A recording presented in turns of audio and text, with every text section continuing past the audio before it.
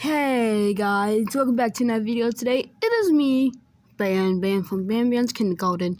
Today I will be reacting to a Gametoons animation called My Sad Origin Story. So if you guys want to subscribe to this new channel, go to the Banban and Friends.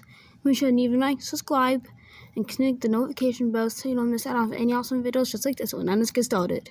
Okay, let's turn off the light. Let's get started.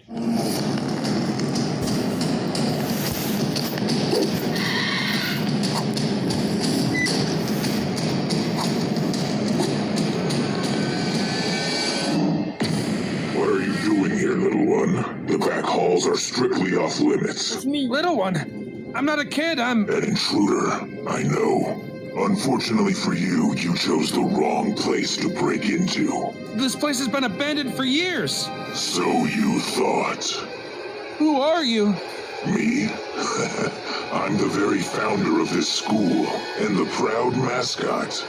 I am Banban. You see, I was a human once, much like you. I had a family and everything. A mother and a father and a sister, all of whom were the bane of my existence. I was a standoffish child. I had no friends, and I spent most of my time in my room, alone, playing with toys. Not that my parents ever noticed anyway. No, they had another child to focus on. My sister. Our entire lives, she was the perfect child. A star athlete, a star scholar, a musical prodigy, an artist.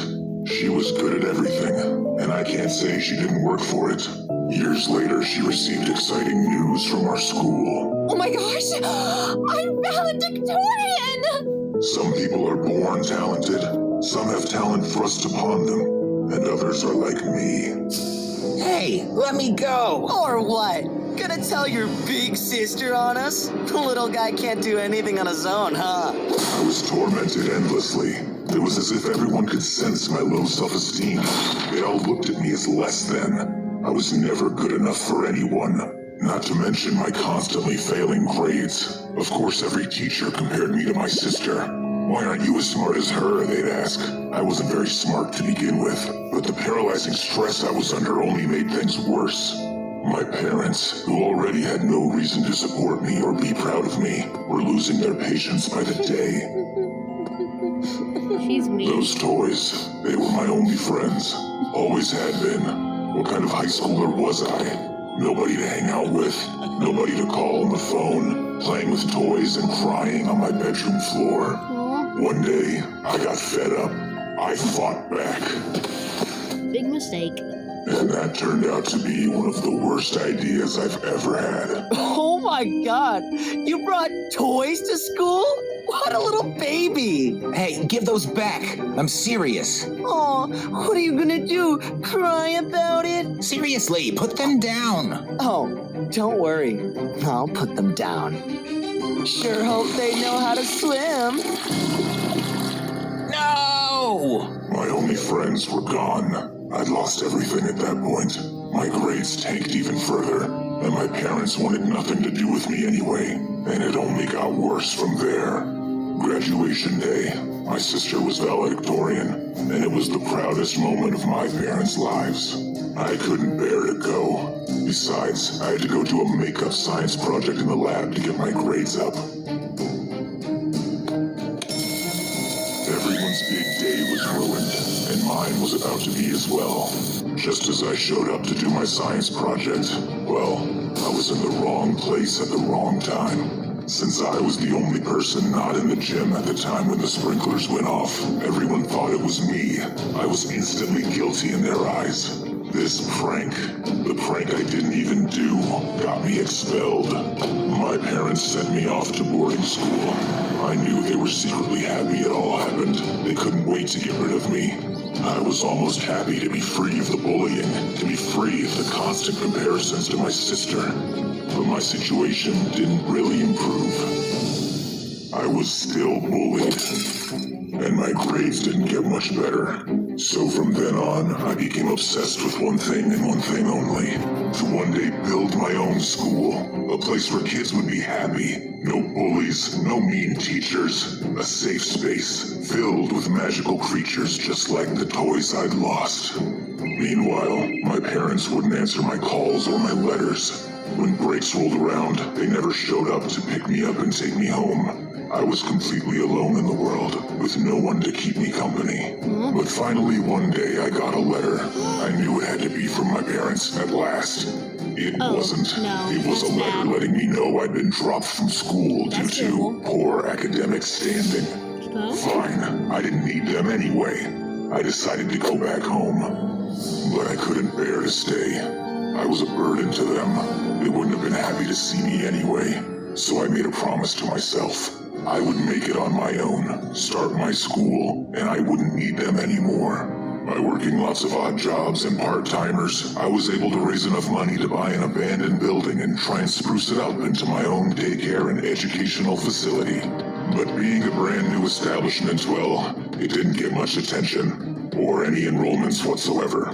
Somehow I felt more alone than ever. In that moment, I really wished I had my old friends, my toys. I loved those toys as a child. Why not dedicate it to them and share their joy with other children? It was time to give the place some more color. And besides, a theme always sells, right? And before my eyes, I built it, and people came. So many people wanted to enroll, and the children loved it. It made my heart so happy that these kids would never be as lonely as me. But it still felt incomplete, so I took on an additional project. Trying to recreate my old friends and bring them to life. I didn't have much technical or medical knowledge, but I was hoping between some textbooks and my own perseverance I could do it. And I almost did. I managed to make, well, something. But I realized the world wasn't ready to see what I had created. I decided never to share my failed experiment, and I had him live in the basement alone. Clearly I was missing something in my calculations, but I never figured out what it was. So I inserted a new variable, myself. When I electrified myself and the toy at the same time, we merged. I was terrified. I was disgusted. I was amazed. And then I realized I couldn't let the parents see me like this. So I became nothing but a voice on the intercom. I shut myself in my office and refused to come out again unless there was an extreme emergency. I hoped that day would never come. Uh-oh. But it did. Somehow a door was left unlocked. A door to the back hallway.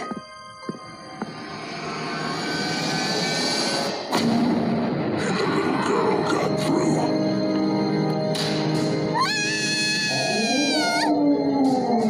Unhand her. It was a miracle I found her. That little girl almost never made it out. But I had revealed myself to the children, and they were absolutely terrified, as they should be. I was a living monster. Of course, they told their parents, who pulled them out of school immediately. Before my eyes, we went from the most prestigious kindergarten in town to completely barren. They viewed me as a monster. So, I've become one.